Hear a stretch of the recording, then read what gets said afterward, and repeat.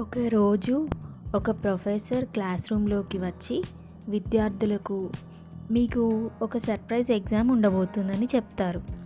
విద్యార్థులు ఏమై ఉంటుంది అని ఆలోచిస్తూ కొంచెం టెన్షన్గా వెళ్ళి తమ తమ ప్లేసెస్లో కూర్చుంటారు. ఎగ్జామ్ కోసం అందరూ సిద్ధమయ్యారు. ప్రొఫెసర్ క్వశ్చన్ పేపర్స్ అందజేస్తూ అందరికీ క్వశ్చన్ పేపర్స్ వచ్చిన తర్వాతనే ఓపెన్ చేయాలని సూచిస్తాడు.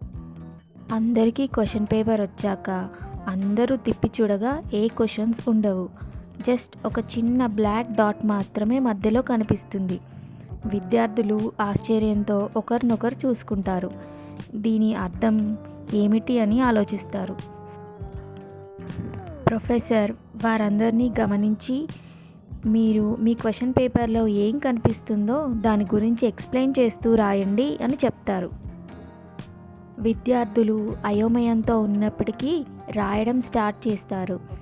పరీక్ష ముగిసిన తర్వాత ప్రొఫెసర్ విద్యార్థుల జవాబులను ఒక్కొక్కటిగా చదవడం ప్రారంభిస్తారు. ప్రతి ఒక్కరూ బ్లాక్ డాట్ గురించి మాత్రమే రాశారని స్పష్టంగా అర్థమవుతుంది. దాని స్థానాన్ని, దాని అర్థాన్ని వివరిస్తూ రాస్తారు. అప్పుడు ప్రొఫెసర్ ఇలా అన్నారు, నేను ఈ పరీక్షకు మార్క్స్ ఇవ్వను. నేను మీకు ఒక ముఖ్యమైన విషయం చెప్పాలి.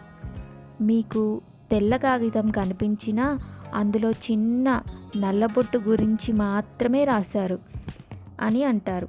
అదే మన జీవితం అని వివరిస్తారు.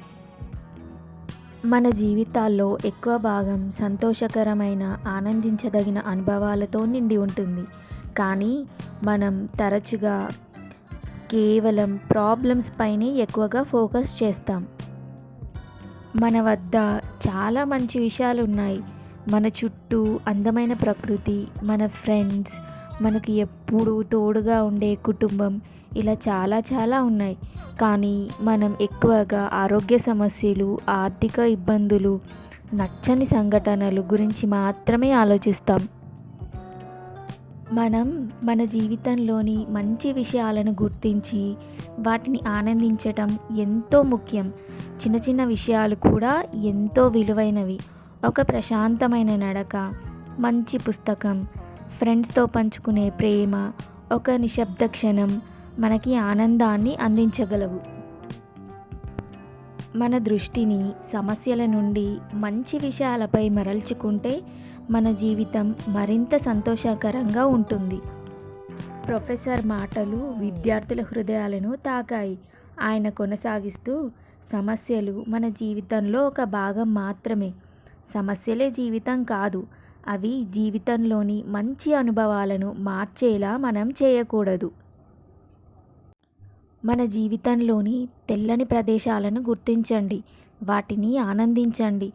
ప్రతిరోజును ఒక బహుమతిగా స్వీకరించండి అని చెప్పి ముగిస్తాడు. వెంటనే క్లాస్ రూమ్ అంతా చప్పట్లతో మారుమోగిపోతుంది.